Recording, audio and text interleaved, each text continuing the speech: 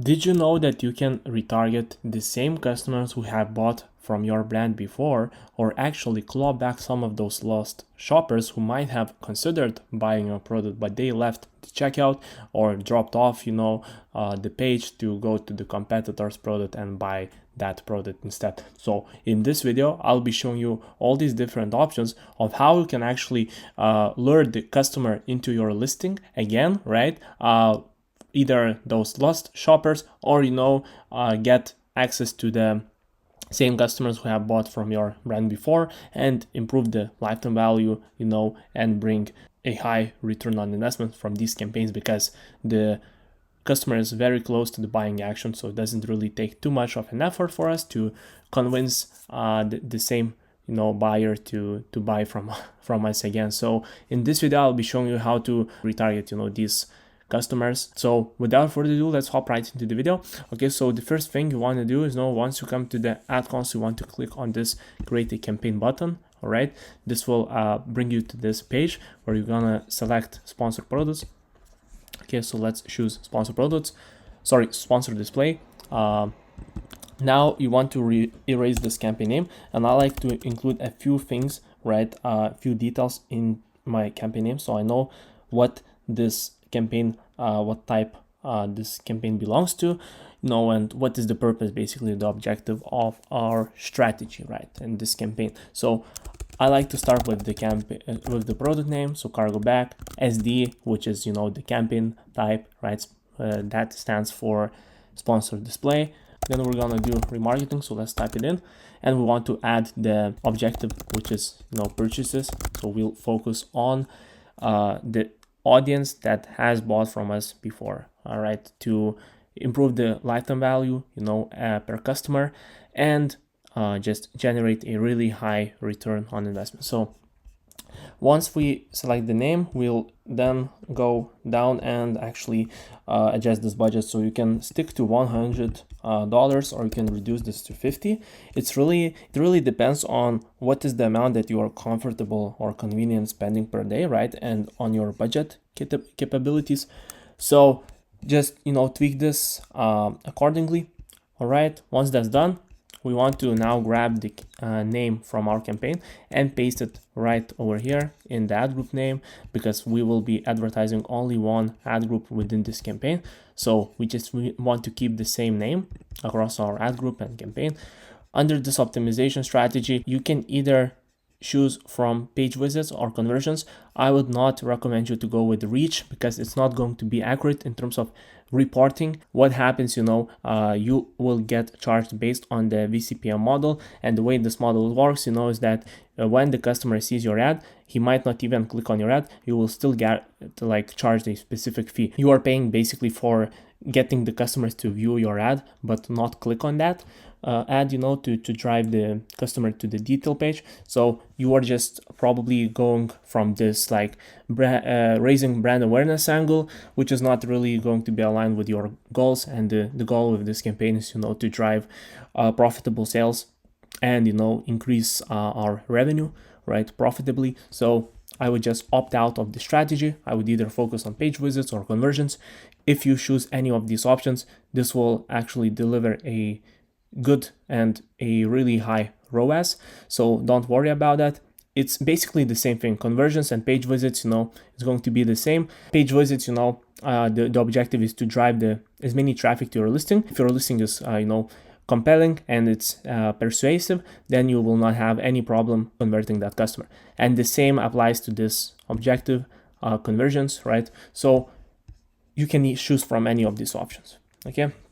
Now what we want to do, as we scroll down, you'll see that we can enable this cost control option, or we can untick this. So you want to remove that, right, and basically disable this. The reason is that we want to actually adjust our bids, and do not allow Amazon to control the bidding for us, because what will happen is that if you set a goal, Amazon algorithm will try to reach the right audience to match this goal that you set.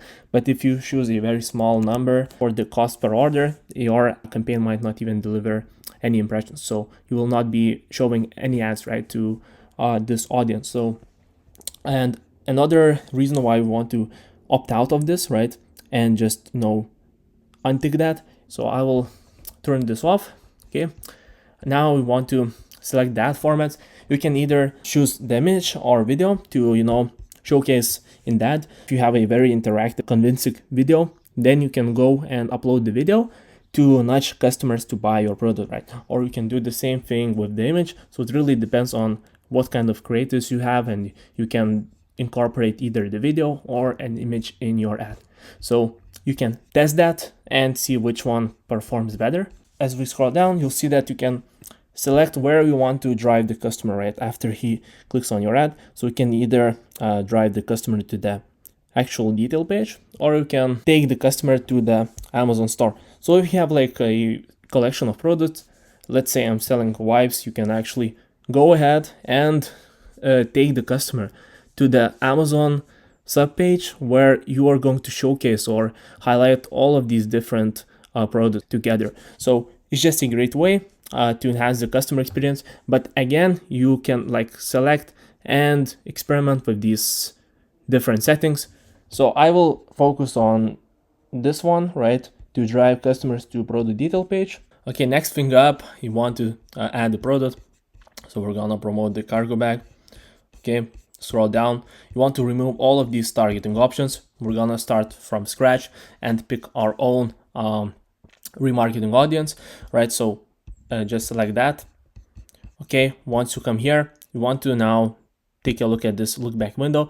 Okay, so you got two options. You can either remarket to customers who have viewed your product detail page before, or someone who has and engaged with this action, which is purchases, right? So we will focus on the purchases, and the reason is that it usually brings a like better return on investment and better results for us, right? Rather than views, like compared to views, purchases tend to perform way better, and the reason I think it has to do with the fact that the customer is actually closer to the buying action.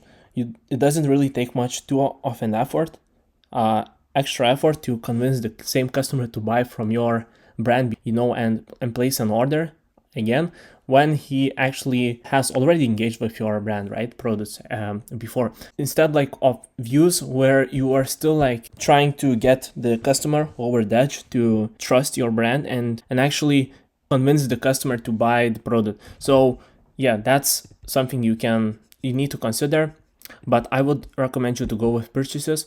And what you can do as well is you can adjust this look back window. So you can either reduce this to a smaller window, like 7 days, or you can expand it. But a thing I want to call out, and the caveat here, is that if you actually narrow down this window to like 7 days and you did not have a lot of repeat, like a lot of like customers bought from you in the past, the audience size might get too small, and you might need to actually then go ahead and expand this window to find a sweet spot between like your performance, right, and the audience size, because the audience pool or the size might get too small where you are not going to deliver any impressions. So you just need to play around with the look back window. But another thing is that the closer the customer is, or if the action was engaged sooner, right, and not too far away in the past, then it's a higher likelihood that you will be able to convert the same customer again, versus if he completed this action too far in the past and he might not even remember your brand or what is that product. So anyways, these are things you want to consider and really experiment with. Okay, next thing up is the purchases remarketing advertised products. So let's add it in. Do not actually select this one related to advertised products, because if you select this option, what Amazon is going to do is show this ad to customers who bought from your competitors, and that is not going to be super aligned with your goals here. Okay, and it might actually give you a drop in the performance. Now we need to select the video. So let's add the video. You can upload this from your computer, or you actually can choose from creative assets, so that you add here. Okay, then we can add the headline. So it's optional, but we can do like get your hands on this spacious 21 cargo bag, or like 21 feet cargo bag. There we go. And then you get a quick ad preview to see how these ads will look on the actual search page. So if you are not happy with the way this came out, you can adjust this, you know, or upload a different video which might resonate with your audience better. But it's just, you know, a great way to get a snapshot into how this video, you know, it just gives you a snapshot of how this video will look on the search page, right? So you can just take a look, you know, and see if everything is okay. And that's it, guys. And the last thing, you know, you just need to launch the campaign. So I will launch this campaign. If you want to, create a full funnel marketing strategy, what you can do, guys, is create and run a separate views remarketing campaign alongside the purchases action, right? So we want to create two separate campaigns. One is focused on the views action, right, for the audience that has actually performed this action, and the other campaign is specifically tailored to the audience that has actually taken the purchase action, so meaning that they bought the product from your brand before. And this is how you can incorporate a full funnel marketing strategy that supports your overall advertising goals, right? So that's something you can consider. I would highly recommend you to do that and see if the views remarketing delivers great results. If it's not delivering you the results that you want, you can always turn that campaign off, or, you know, just reduce bids and control the bidding according to the performance. But anyways, thank you for watching this video. Hope this was valuable, and I'll see you in the next video.